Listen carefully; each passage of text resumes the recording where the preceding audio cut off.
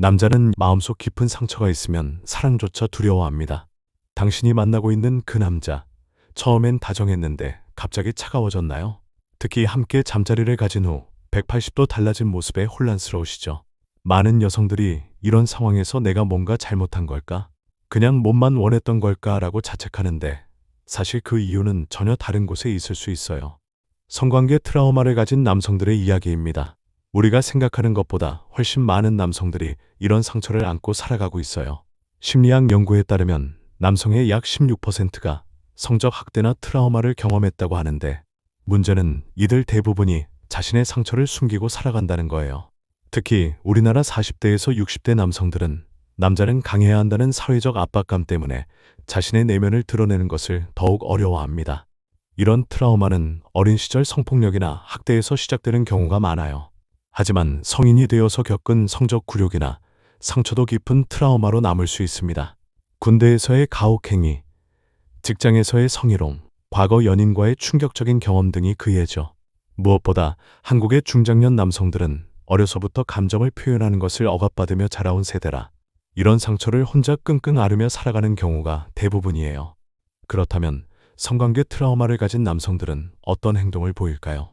첫 번째로 가장 두드러지는 특징은 극단적인 거리두기입니다. 어제까지 다정하게 연락하던 사람이 갑자기 연락을 뜸하게 해요. 만나자는 말을 피하고 만나더라도 예전처럼 친밀하지 않아요. 마치 감정의 스위치가 꺼진 것처럼 차가워집니다. 이는 트라우마를 가진 사람들이 보이는 전형적인 회피 반응이에요. 뇌과학적으로 설명하면 편도체가 과도하게 활성화되면서 안아전 두피질이 위축되어 이성적 판단보다는 본능적 방어 기제가 작동하는 겁니다. 두 번째는 과도한 죄책감 표현입니다. 나는 너에게 좋지 않은 사람이야. 나 같은 놈을 만나지 마. 너는 나보다 훨씬 좋은 사람을 만날 자격이 있어. 같은 말을 반복적으로 해요. 겉으로는 겸손하고 상대방을 배려하는 것 같지만 실제로는 자신을 보호하려는 심리 기제입니다. 미리 거리를 두면서 더 깊이 상처받을 가능성을 차단하려는 거죠. 특히 50대 이상 남성들에게서 자주 관찰되는 패턴인데 이는 오랜 세월 자신의 감정을 억압해온 결과이기도 합니다. 세 번째 특징은 감정 표현의 극단적 제한이에요. 평소에는 유쾌하고 재미있던 사람이 갑자기 로봇같이 변해버려요. 웃음도 줄어들고 대화할 때도 사무적으로 변하죠. 농담도 안 하고 진지한 얘기만 하려고 해요. 이는 감정 표현 불능증의 한 형태로 브라질 상파울루대 연구에서 성 관련 트라우마를 가진 남성들에게서 높은 비율로 발견된다고 밝혀졌습니다. 자신의 감정을 식별하고 설명하는 능력 자체가 손상된 상태거든요. 네 번째는 과도한 통제욕입니다. 만나는 장소, 시간, 상황을 모두 자신이 결정하려고 해요. 예상치 못한 상황이나 변화를 극도로 싫어하죠.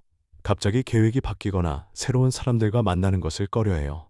이는 트라우마로 인해 안정감을 잃었기 때문에 나타나는 보상 행동입니다. 40대 남성들에게서 특히 두드러지는데 사회적으로 책임감이 무거운 나이다 보니 더욱 통제에 대한 욕구가 강해집니다.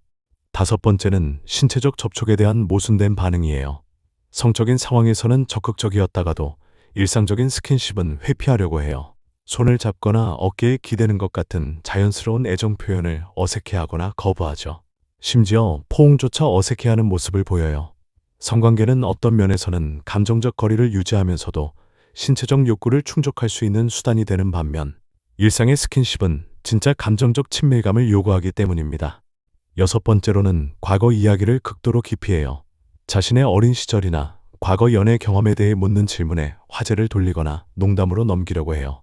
특히 가족관계나 어린 시절에 대한 질문에는 더욱 민감하게 반응하죠. 60대 남성들의 경우 과거 권위적인 가부장제 문화에서 자란 영향으로 자신의 상처를 인정하는 것 자체를 나약함으로 받아들이는 경우가 많아요. 일곱 번째는 알코올이나 업무에 대한 과도한 의존입니다. 술자리를 자주 만들거나 일에만 몰두하려고 하죠. 회사 일이 아니어도 뭔가 바쁜 일을 만들어서 하려고 해요. 이는 고통스러운 감정이나 기억을 회피하기 위한 방법입니다. 한국 중장년 남성들의 경우 사회적으로 인정받는 회피 방법이기도 해서 주변에서도 문제로 인식하지 못하는 경우가 많아요. 여덟 번째는 성적 행동에서의 기계적 패턴이에요. 성관계 자체는 적극적이지만 그 과정이 매우 기계적이고 패턴화되어 있어요. 감정적 교감보다는 기술적인 부분에만 집중하죠. 상대방의 반응을 세심하게 살피지 않고 자신만의 방식대로 진행하려고 해요.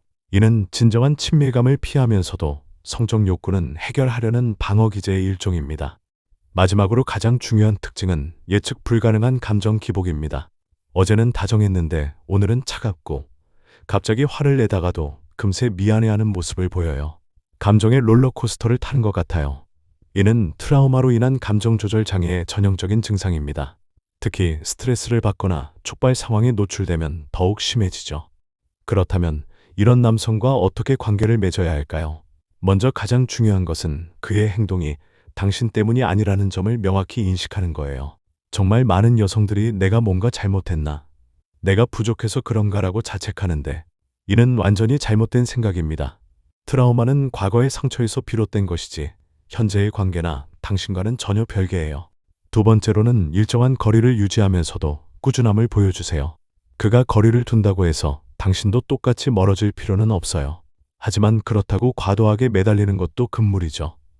대신 압박하지 않는 선에서 지속적인 관심을 표현하세요. 괜찮다. 기다릴게.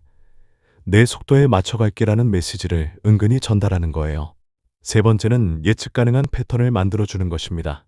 만나는 시간과 장소를 가능한 한 일정하게 하고 갑작스러운 변화보다는 미리 계획을 세워서 알려주세요.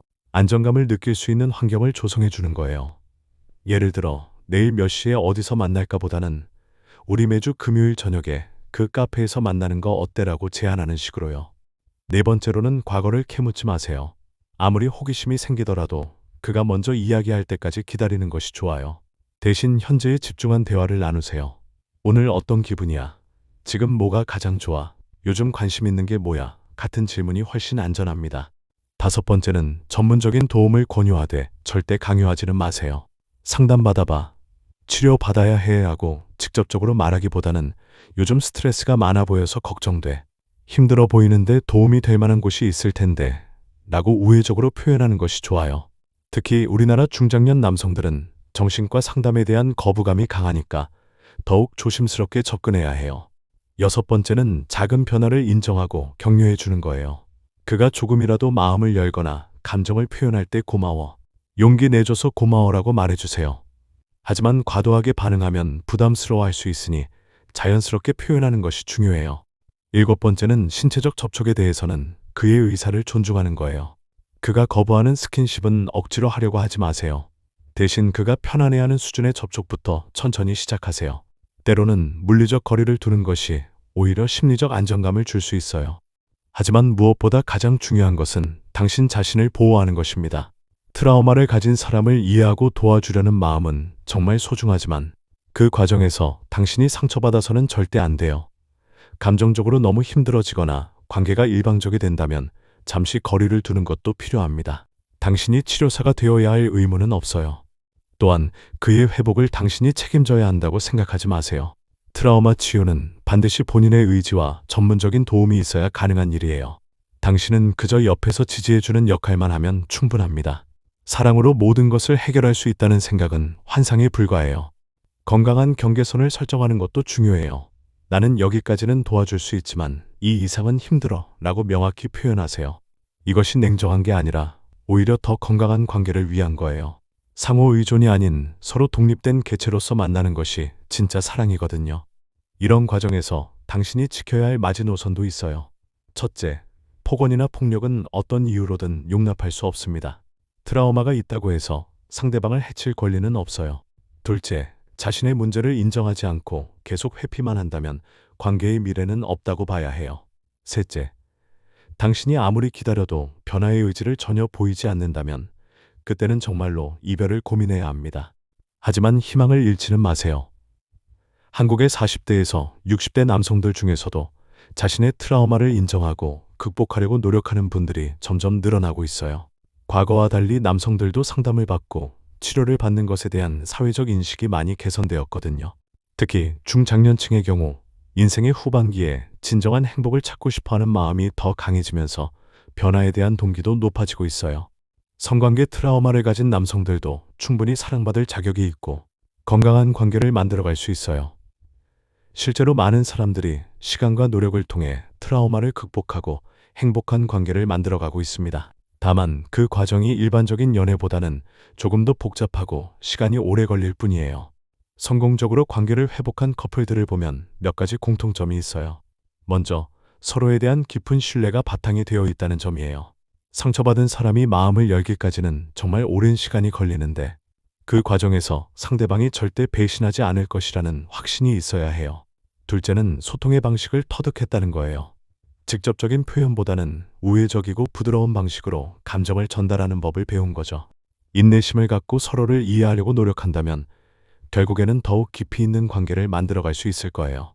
트라우마를 함께 이겨낸 커플들은 오히려 더 단단하고 진실한 사랑을 나누게 되는 경우가 많아요. 왜냐하면 서로의 가장 어두운 부분까지 받아들이고 이해했기 때문에 그 어떤 시련이 와도 함께 이겨낼 수 있다는 자신감이 생기거든요. 기억하세요.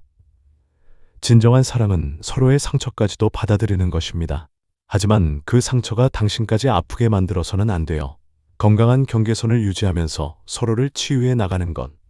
그것이 성관계 트라우마를 가진 남성과의 올바른 관계 방법입니다. 사랑은 치유의 힘이 있지만 그 사랑이 일방적인 희생이 되어서는 안 됩니다. 서로가 서로를 존중하고 배려하는 마음으로 함께 성장해 나갈 때 비로소 진정한 사랑이 완성되는 거예요. 오늘의 이야기는 여기까지입니다. 끝까지 함께 해주신 여러분께 진심으로 감사드립니다. 앞으로도 남자들의 솔직한 속마음과 리얼한 심리를 더욱 생생하게 들려드리겠습니다. 구독과 좋아요로 변함없는 응원 부탁드립니다. 감사합니다.